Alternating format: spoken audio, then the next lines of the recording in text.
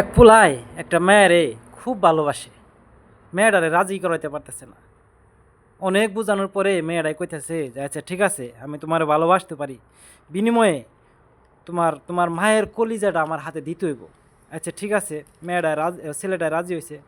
রাজি হওয়ার পরে ছেলেটাই তার মায়ের কাছে দৌড়িয়ে গেছে যে মা, আমি একটা মেয়েরে খুব পছন্দ করি। তো মেয়েটাই আমার বলছে যে তোমার কলিজাটা যদি তুমি আমার দেও, মেয়েটাই যদি হাতে পায় তাহলে হ্যাঁ আমার পছন্দ করবো, ভালোবাসবো। মাই কইছে আচ্ছা ঠিক আছে, এই কথা, সমস্যা নাই বাবা, তুই আমার কলিজাটা নিয়ে যা, এই ধর। পরে ওই মায়ে ছেলেটার কাছে তার কলিজাটা খুইলা দিছে। কলিজা পায়া তো ছেলে মহা খুশি, অনেক খুশি হয়ে গেছে। দৌড়াইতে দৌড়াইতে দৌড়াইতে দৌড়াইতে যাইতেছে, অনেক খুশি। হঠাৎ করে রাস্তার মধ্যে হুঁচট খাইছে। হুঁচট খাইয়া কলিজাটা পড়ে গেছে গা।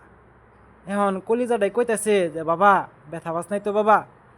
এখন ওই ছেলেটাই কলেজাটা হাতে নিয়ে বলতেছে যে মা, পৃথিবীর সব মাই কি এরকম হয় মা?